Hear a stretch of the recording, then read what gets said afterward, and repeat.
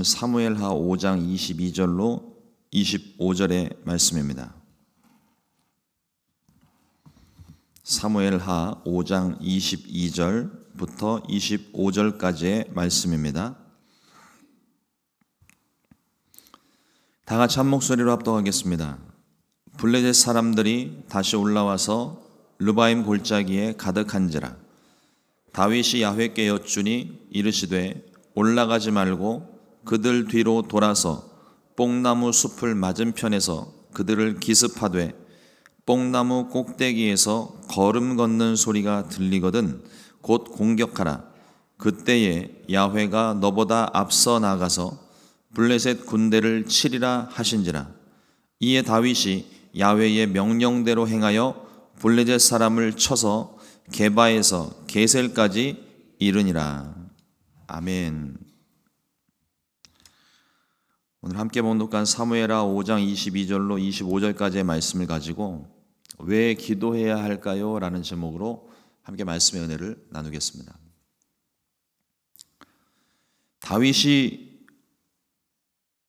왕이 되자마자 여부수 족속이 그때까지 점령하고 있었던 예루살렘 성을 단번에 점령하고 중앙 집권 체제를 강화해 나갑니다.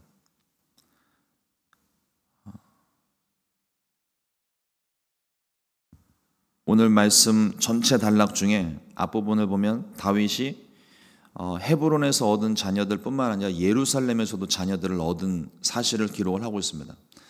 성경 전체가 특별히 사무엘서가 시간의 흐름을 따라 말씀이 기록되고 있지만 이 단락은 경우에 따라서는 이 전후의 순서를 바꾸어서 기록을 할 때가 있는데 헤브론에서 얻은 자녀들과 예루살렘에서 얻은 자녀들을 포함해서 40년 통치기간, 총 통치기간에 19명의 아들을 낳게 됩니다. 각각의 자녀들은 한날 한시에 태어난 것이 아니라 다윗의 재위 기간 동안에 낳았던 자녀들을 전체를 묶어서 설명을 하고 있습니다. 대표적으로 솔로몬이 여기에 지금 포함되어져 있는 것이 대표적인 예라고 하겠죠. 하나님께서 이 자녀들을 번성하게 하신 것은 그만큼 하나님께서 이 자녀는 주님께서 주신 기업 혹은 복받은 증거로서 여겨지던 이때에 하나님께서 자녀를 이렇게 풍성하게 하셨다라는 것을 단적으로 드러내고 있는 한 부분입니다. 다윗이 온 이스라엘의 왕이 되었다는 소식을 들은 블레셋 사람들이 이스라엘을 공격해 옵니다. 사무엘하 5장 17절 말씀에 보면 이스라엘이 다윗에게 기름을 부어 이스라엘의 왕으로 삼았다 함을 블레셋 사람들이 듣고 블레셋 사람이 다윗을 찾으러 다 올라오매 다윗이 듣고 요새로 나가니라. 저도 이번에 좀 말씀을 다시 점검을 하면서 이 부분을 좀 새롭게 좀 보게 된 부분이에요. 앞서 우리가 어제 말씀을 나눌 때 다윗이 왕이 되고 난 다음에 예루살렘 성을 함락했던 사건을 기록을 했었는데 사무엘하 5장 17절을 보면 이스라엘이 다윗에게 기름 부어 이스라엘의 왕으로 삼았을 때 맨 마지막에 요새로 나갔다고 되어 있습니다. 예루살렘 성이 아닌 거예요. 그러니까 예루살렘 성을 점령한 것은 이 블레셋과의 싸움이 있은 후에 그 시간의 흐름을 조금 이렇게 뒤바꿔서 다윗이 왕이 되고 난 다음에 예루살렘을 점령했던 그 사건이 중점적으로 보도되다 보니까 왕이 됨과 예루살렘 정복을 한꺼번에 기록을 하고 있습니다. 그리고 그 전에 다윗이 이렇게 중간중간 블레셋과 싸움이 있었던 그 부분들을 한꺼번에 몰아서 지금 두 번의 싸움을 연거푸 기록을 해주고 있거든요. 블레셋 사람들이 이스라엘을 공격했던 이유가 있는데 첫 번째로 블레셋에 망명했다가 배신한 다윗을 응징하기 위해서예요. 사무엘상 마지막 부분을 보게 되면 다윗이 블레셋으로 망명을 하고 시글락 성읍을 얻어서 거기에서 2년 정도 되는 시간을 거기서 보냅니다. 1년 6개월인가 거기서 그 지역을 보내요. 그러면서 블레셋을 위해서 거기서 살기 위해서 어떻게든 그 왕에게 잘 보이려고 하려고 다른 지역에 가서 약탈을 해 온 다음에 왕에게 그 물건을 바칠 때는 이스라엘에서 가지고 왔다고 그렇게 보고를 하게 되죠. 그래서 그렇게 믿었었는데 사울이 죽고 난 다음에 다윗이 곧장 헤브론으로 갑니다. 그리고 헤브론에서 유다의 왕이 되죠. 거리상으로는 이 남반부 쪽까지 내려오기 때문에 거리가 굉장히 멀고 또 그 당시 남유다와 북이스라엘로 나뉘어지기 때문에 북이스라엘이 가운데 껴 있어서 블레셋이 함부로 들어오지를 못합니다. 그러다가 다윗이 북이스라엘의 이제 온 이스라엘의 왕이 되는 거죠. 북이스라엘의 기름 부음을 받고 온 이스라엘의 왕이 되었을 때 때는 이때다 싶어서 블레셋 사람들이 다윗을 응징하러 내려온 겁니다.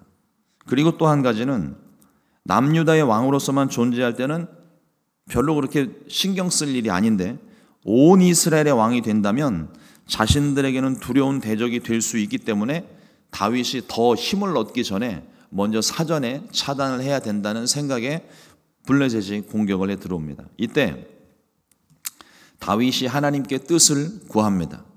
늘 우리가 보던 말씀이고 항상 제가 강조해서 말씀을 드렸던 부분이지만 다윗이 하나님께 뜻을 구하는데 하나님의 뜻을 구한 다윗의 모습을 통해서 오늘 우리에게 주시는 또 다른 하나님의 말씀의 은혜를 오늘 나누기를 원합니다. 첫 번째로 항상 하나님의 뜻을 구한 다윗이에요. 항상. 중요한 부분이 이 부분입니다. 항상. 어떤 위기 때, 어떤 곤란한 일을 당할 때 하나님의 뜻을 구하는 게 아니에요. 항상 하나님의 뜻을 구했습니다. 블레셋은 르바임 골짜기에 진을 쳤습니다. 이를 본 다윗이 하나님께 뜻을 먼저 구해요. 사무엘하 5장 19절에 보면 다윗이 야훼께 여쭈어 이르되 내가 블레셋 사람에게로 올라가리까 야훼께서 그들을 내 손에 넘기시겠나이까 하니 야훼께서 다윗에게 말씀하시되 올라가라 내가 반드시 블레셋 사람을 내 손에 넘기리라 하신지라. 여기서 올라간다는 말은 내가 올라가리까라는 것은 정면 돌파를 얘기하는 겁니다. 그러니까 전면전을 펼쳐서 힘으로 승부를 하는 거죠. 내 손에 넘기신다는 것은 하나님께서 허락하신 싸움이라는 의미인 거예요. 하나님께서 내가 이스라엘과 함께 할 것이다 라는 약속의 말씀을 주신 것이죠. 하나님이 두 가지 모두를 응답해 주셨습니다. 하나님이 허락하신 싸움이고 함께 하시는 싸움이니 당연히 승리할 수밖에 없는 싸움인 거예요. 하나님께서 물을 흩으심 같이 블레셋을 흩으셨습니다. 여기 바알 보라심이라는 단어가 나오는데요. 대적을 흩으심이라는 뜻이에요. 그날에 하나님께서 다윗과 함께 이 블레셋 사람들을 싹 흩으셨다는 의미로 바알 보라심이라는 이름을 그 지역에 붙입니다. 이거는 우리가 늘 봐오던 묻고 응답받는 방식입니다. 여기에 큰 이변이 없어요. 그런데 블레셋 사람들이 르바임 골짜기에 또 진을 칩니다. 이길 때까지 싸우겠다는 거죠. 2차 전쟁입니다. 똑같은 방식으로 다윗이 하나님께 구해요. 하나님 어떻게 하면 좋겠습니까? 올라가겠습니까? 같은 장소, 같은 대적을 상대할지라도 다윗이 항상 하나님의 뜻을 구했다는 것을 봐야 됩니다. 우리가 실수하기 쉬운 것 중에 하나가 무엇이냐면 똑같은 상황, 똑같은 문제일 때 전에 하나님이 내게 행하셨던 대로 기적이 일어날 것을 미리 짐작을 하고 기도를 생략하기 쉽다는 거예요. 매번 똑같은 일들, 매번 반복되는 일들이 있을 때 우리가 견디기 어려운 것 중에 하나가 무엇이냐면 똑같은 기도, 똑같은 상황에 똑같은 기도를 계속 해야 되는가 하는 부분입니다. 하나님이 그때도 내게 이것을 허락해 주셨는데 내가 이거를 또 구해야 되나?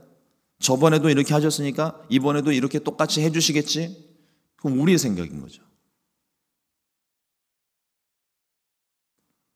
떡 줄 사람은 생각도 안 하는데 김치국물부터 마시는 사람들. 김치국물도 너무 많이 마시면 속이 쓰립니다.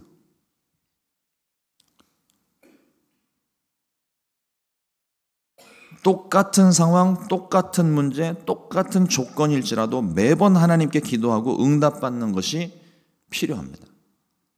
전에 말씀드렸던 대로 너무 당연한 것조차 뭐 이런 것까지 하나님께 기도해야 되나 하는 부분까지 하나님께 물어야 됩니다. 다윗이 그렇게 하고 있어요.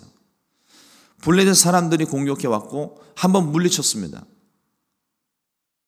다시 또 왔어요. 똑같은 장소에 똑같은 대상이 왔습니다.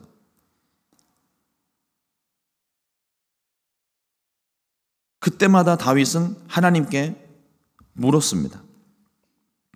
하나님은 대답을 하시는데 하나님이 똑같은 상황, 똑같은 문제를 똑같이 응답하시지 않더라고요. 여러분들이 한번 생각해 보십시오. 홍해바다를 이스라엘 백성들이 홍해바다를 건널 때 하나님은 그때 홍해바다를 가르셨습니다.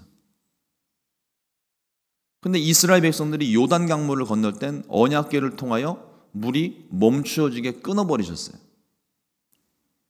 그리고 예수님은 바다를 가르고 오신 게 아니라 물 위를 걸어 오셨습니다. 매번 역사하시는 방법이 다를 수 있다는 거예요. 똑같을 수도 있지만 다를 수 있다는 것입니다. 무엇이 하나님의 뜻인지를 묻는 것이 그래서 필요한 것이죠. 다윗이 똑같이 하나님께 물었을 때 하나님은 이번에는 전혀 다른 방법으로 응답을 하십니다. 23절과 24절 말씀입니다. 다윗이 야훼께 여쭈니 이르시되 올라가지 말고 그들 뒤에 돌아서 뽕나무 숲을 맞은편에서 그들을 기습하되 뽕나무 꼭대기에서 걸음 걷는 소리가 들리거든 곧 공격하라. 그때 야훼가 너보다 앞서 나가서 블레셋 군대를 치리라 하신지라. 놀랍지 않습니까? 이번에는 매복 기습 작전을 정확한 방법과 타이밍까지 하나님께서 지정해서 가르쳐주고 계십니다. 그때 공격하라고 말씀하십니다. 뽕나무 꼭대기에서 걸음 걷는 소리가 들리거든 그때 공격해라. 이게 하나님의 사인이라는 거예요. 이게 공격 신호라는 겁니다. 저는 이 말씀을 대할 때마다 기가 막힌 하나님의 이 방법에 감동을 받습니다. 저와 여러분들에게 주시는 은혜가 매번 똑같은 것이 아닙니다. 상황에 따라 때를 따라 하나님은 전혀 다른 방법으로 얼마든지 역사하실 수가 있어요. 전쟁의 전략과 전술, 목숨을 건 용사들이 다윗에게 있음에도 불구하고 다윗은 한 번도 자신의 힘을 의지하지 않습니다. 매번 하나님의 뜻을 구하고 하나님 말씀하신 대로 순종하는 것이 다윗이 가진 힘이에요. 객관적으로 봤을 때 다윗이 가진 것들이 많고 능력이 많고 지혜가 많고 뭐 이 모든 부분을 다 가지고 있는 다윗이지만 진짜 다윗의 승리의 비결은 그런 객관적인 전력이나 힘과 가진 것이 아니라 하나님께 물었고 뜻을 구했고 뜻대로 순종한 것이 다윗의 승리의 비결이에요.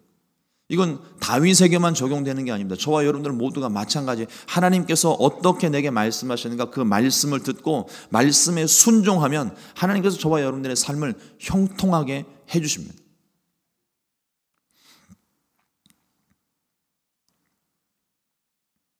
기도를 통해서 싸움의 기술이나 사업의 기술이나 문제 해결의 방법만 구하지 말고 오직 하나님을 구함으로 하나님의 뜻을 이루며 살게 되시기를 주님의 이름으로 축원을 드립니다. 둘째로 오늘 말씀과 관련해서 기도의 목적에 대해서 좀 말씀을 나누려고 합니다. 기도와 관련해서 자주 듣는 질문 하나가 있습니다. 하나님은 다 아시는데 왜 자꾸 똑같은 기도를 해야만 합니까? 여러분들은 어떻게 생각하십니까? 이렇게 물으시는 분들이 의외로 많이 계세요. 그리고 어떤 분들은 기도 안 하는 왜 기도하지 않으시느냐고 물을 때 이걸로 대답을 하시는 분들이 있어요. 하나님 다 아시는데 뭐하라 그렇게 중언부언 기도하냐고 한 번만 구하면 됐지. 그런 분들은요 기도를 오해하고 계시는 거예요. 기도가 내 소원 성취를 위한 도구가 아닙니다. 내가 구하고 간구하는 것들이 그것을 이루기 위해서 나보고 기도하라고 하나님 말씀하시는 게 아니라는 거예요. 예수님께서 불의한 재판관을 말씀하실 때는 간절히 부르짖어 기도하라고 하셨고 또 다른 말씀에서는 먹을 것, 마실 것, 입을 것은 세상 사람들 구하는 거니까 너희는 구하지 말라고 얘기하셨습니다. 이미 다 알고 계시기 때문입니다. 그러면 우리는 어디에다 기준을 맞춰서 기도를 해야 될까요? 말씀드린 대로 하나님은 이미 모든 것을 다 알고 계십니다. 우리의 필요를 다 알고 계십니다. 그런데 우리를 향하신 하나님의 뜻은 쉬지 말고 기도하라는 거예요. 우리의 기도는 소원 성취의 도구가 아닙니다. 나의 노력을 통해서 하나님을 감동시켜서 내가 원하는 것을 얻는 것이 아니에요. 그거는 다른 종교에서 하는 방법입니다. 우리는 기도를 통해서 하나님을 알아가는 거예요. 내가 가지고 있는 문제들을 해결하는 것 이전에 하나님을 알아가는 겁니다. 먼저 그의 나라와 의를 구하라고 하신 말씀도 같은 맥락에서 우리가 생각해 볼 수 있어요. 하나님을 먼저 알면 하나님께서 이루시려고 하시는 것, 하나님이 원하시는 것들을 우리가 분명히 알 수 있는데, 도무지 기도하지 않으면, 하나님을 제대로 알지 못하면 하나님을 우리는 오해하기가 쉽습니다. 그래서 의외로 많은 분들이 하나님에 대한 잘못된 이 이미지를 가지고 계신 분들이 있어요. 다윗처럼 우리가 기도하면서 하나님, 이것이 맞습니까? 저것이 맞습니까? 내게 말씀해 주십시오. 이 문제를 통해서 하나님의 뜻이 이루어지길 원합니다. 이 문제를 내게 허락하신 이유가 무엇입니까? 그러니까 문제 해결을 놓고서 이 문제 해결해 주십시오 기도하는 것이 아니라, 하나님께서 이 문제를 내게 허락하신데 그 이유가 있고 목적이 있다면 내게 알려달라는 것입니다. 그러면 하나님께서 우리의 기도 가운데 하나님의 뜻을 알려주시고 하나님의 뜻을 이루어 주시는 거예요.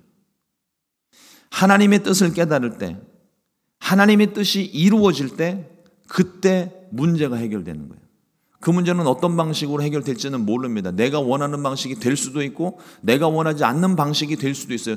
중요한 거는 내가 하나님의 뜻을 알고 그 뜻이 이루어졌다는 겁니다. 근데 놀라운 것은 그 뜻이 이루어지면 내가 가지고 있었던, 내가 기도하고 싶었던 그 문제가 더 이상 문제거리가 되지를 않는다는 거예요.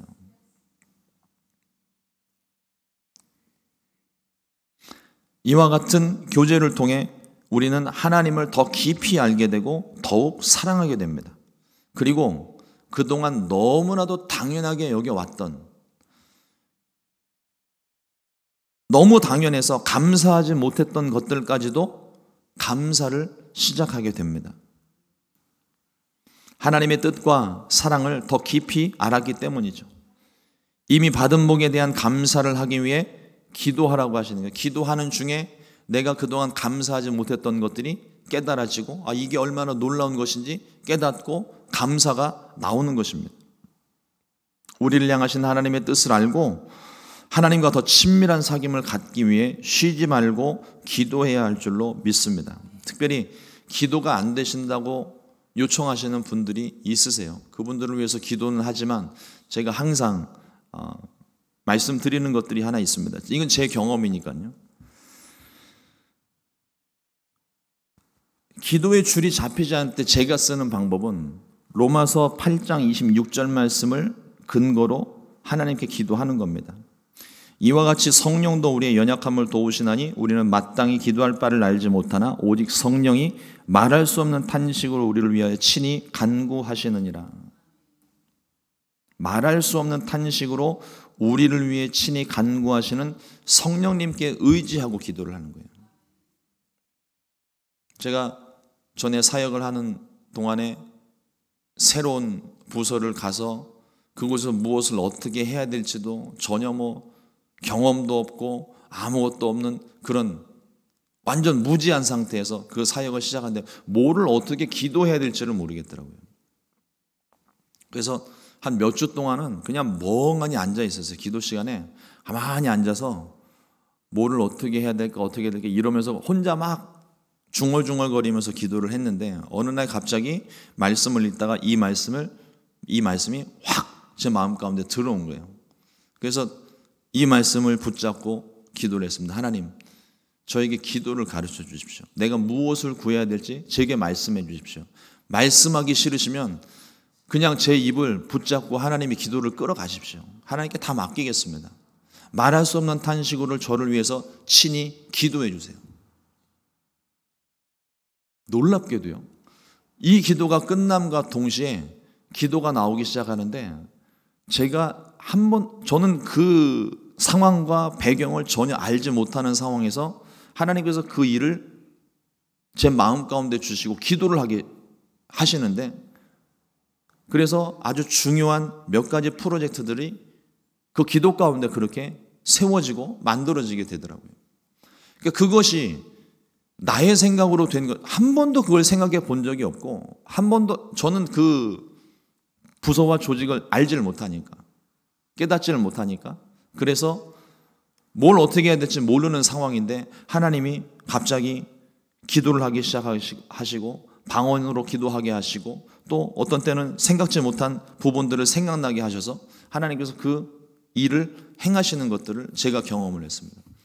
그래서 기도의 줄이 잡히지 않을 때, 저조차도 매번 기도하면서도 뭐를 어떻게 기도해야 될지 모를 때 항상 하나님께 간구할 때 이 로마서 8장 26절 말씀을 항상 제 마음 가운데 새기면서 기도를 합니다.